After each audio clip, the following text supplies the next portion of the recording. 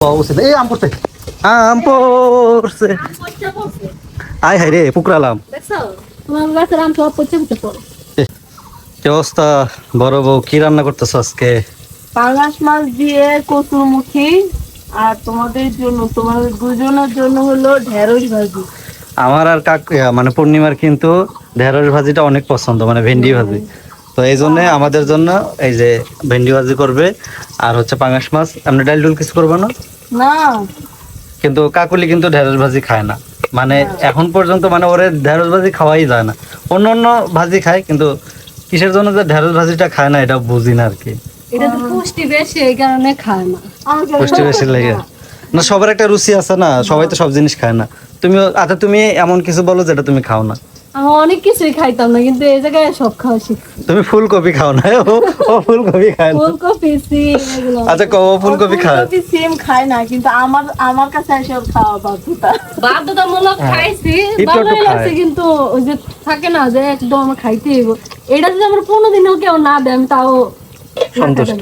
হ্যাঁ, আমার এটার প্রতি কোনো রুচি আছে না যে ফুলকপি আমি একটু খাই। তাও খায় সে, সে খায় কারণ জোর করে দুই জামাই বউ আমারে দেয়, ঠেকাই পড়ে। জোর করে। আরে আচ্ছা, আপনারাই কমেন্ট করেন, বলেন, কমেন্ট করে একটু বললেন। এখন হলো বাচ্চা পেটে, তো বাচ্চা পেটে থাকা বা বাচ্চা ছাড়াও এমনি তো সবসময় শাক সবজি এগুলা কিন্তু খাওয়া ভালো। শাক সবজি খাইলে মানে এটা সবাই জানে যে এটা শরীরের জন্য অনেক ভালো। আপনি যদি প্রত্যেকদিন একই শাক সবজি খান তাহলে তো আপনার গায়ের মধ্যে দেখা গেছে যে বিভিন্ন ধরনের ভিটামিনের ঘাটতি পড়তে পারে। তো এক এক শাক সবজিতে এক এক রকমের ভিটামিন থাকে, এই জন্য সবগুলাই খাওয়া লাগে। অপছন্দ হইলেও টুকটাক খাইতে হয়। সব শাক, এমন কোন শাক নাই যদি গাছের পাতাও শাক ভাজি করে দেয় তাও খেতে পারবে, কিন্তু সবজির মধ্যে ওরে আজকে যে মেহগনি গাছের পাতাগুলো আছে না, এগুলো একটু ভাজি কইরা বা ভর্তা করে দিও, তো বলে শাক বলে যেমনি দাও এমনি বলে খাইবো গাছের পাতা দিলে। পাঙ্গাস মাছ দেখে আমারই ভয় লাগে যে প্রচুর তেল বেরিয়েছে, কি ব্যাপার এগুলো এত কিসের তেল? এটা কি মাছের তেল?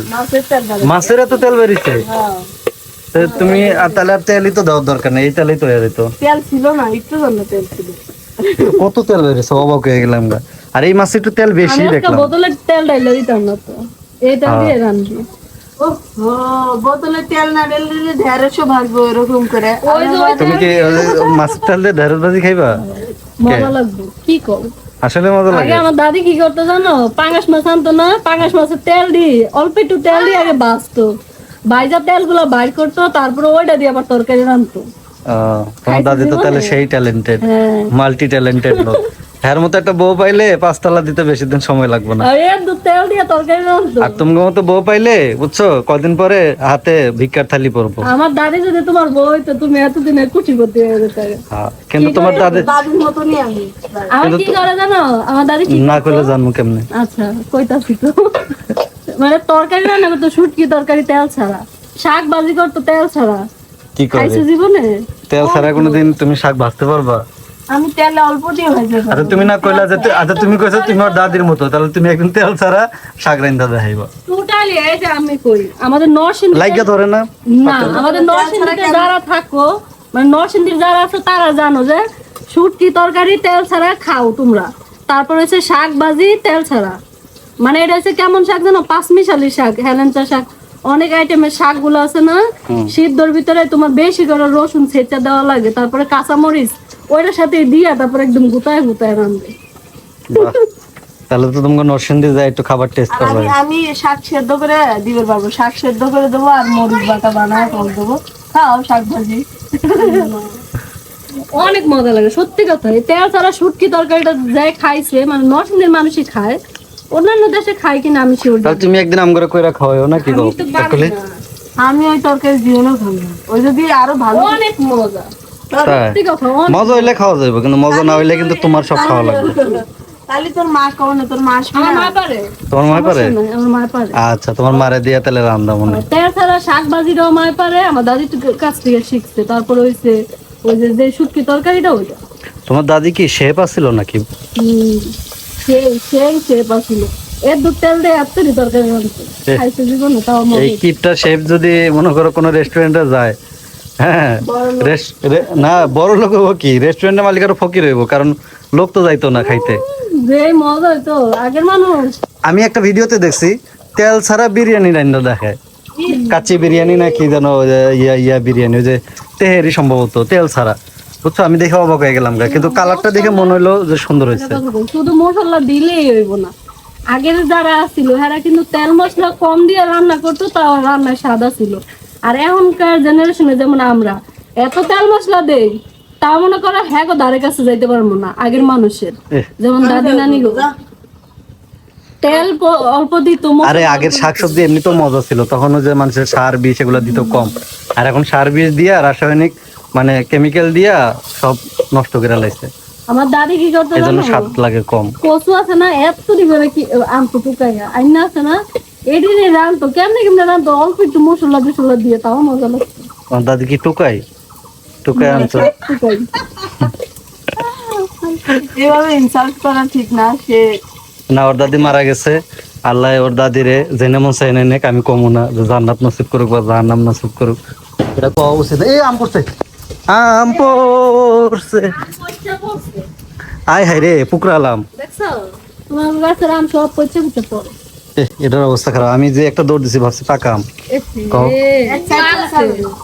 দেখো পাকছে, কিন্তু আমি এক সাইড থেকে খাইতে পারবো। হ্যাঁ, এক সাইড থেকে খেতে পারবো। কাইটালো। আরে কাটা লাগছে। দেখো তো মিষ্টি কিনা, এই গাছের আম তো অনেক মিষ্টি। এই দেখেন একটা জিনিস, এই সাইডে হচ্ছে পচা পুক, আর এই সাইডে এই সাইড আমি আমার লাইফে একবার আমের পুক খাইছি। কেমন লাগছে? কেমন জানো, ওই যে মশার আছে না, মশার মা আমার আম দিছে খাওয়ার লেগে। হ্যাঁ। এখন আমি তো আম তো এত পছন্দ, ওই দেখার আরে আমের পুক সময় খাওয়া যায়, এটা তো ফলের পুক, খাইলে মানে সমস্যা দেখার কি? সময় নাই, পুক আছে না না আছে, আমি তো খাইতেই আছি। আর আমের রস আছে না, আমার এদিক দিয়ে বাইয়া বাইয়া পড়তেছে, ওই রসের লগে যে 4-5টা পুক আমার এদিক দিয়া অনেক কিল করতেছে, বুঝছো? আমার কিন্তু আম পুরো খাওয়া শেষ, অল্প একটু বাকি আছিল, তারপরে জানি কি আরে শোনো, মেয়ে মানুষের কাছে সব পুক তো কিছু না। দেখো না, ফুচকা খাইতেছে, ফুচকার মধ্যে 7 কোটি মানে বাথরুমের জীবাণু। মজা। তোমার এত মিষ্টি, এই গাছের আম যে মিষ্টি, যে একবার খাইছে হ্যাঁ বুঝছে আল্লাহ। অনেক মিষ্টি এই গাছের আম, অনেক মিষ্টি না, একদম অনেক। চিনি ফেল আমাকে এই গাছের, বাজারে কি কিনে আনছি? বুঝছো? তো মনে করো 7 কোটি টয়লেটের জীবাণু যে মহিলারা খাইতে পারে, হেরা এই আমের পুক খাইলে কিছু হইব না এক বছর। যাওয়ার আগ দিয়ে যদি একটু আম খাওয়া জায়গা, এটা তোর ভাগ্য, বুঝো নাই? কারণ ঢাকা যাবিগা আম তো খাওয়াই লাগবে, বুঝো নাই? ও তোরা পোকার কথা কই, তারপর এখন না হঠাৎ করে মানে সুরসুরি খেলা, আমি কই কি রে, আমার শ্বশুর করে কে তাকাই দেই, মানে 3-4টা পুক আমার এদিক দিয়ে, আর আমি মানে এমন ভাবে ফালাইছি হাতের পুক পর্যন্ত সরে গেছে। আমি কইছি আমার কি খাওয়াইলেন, আমার খালারে পরে আমি কইতাছি, খালাকে কি হয়েছে, আমাকে কে যে আমের ভিতরে পুক আসছিল, আমি তো এই পুক খাইয়া লাইছি, তা পুক খাইলে কিছু হয় না, কি হইব পুক খাইলে? কিন্তু অনেক বমি আইছিল আমার। কেমন মজা লাগলো, এই প্রথম কিন্তু পাকা আম খাইতেছো। অনেক মিষ্টি।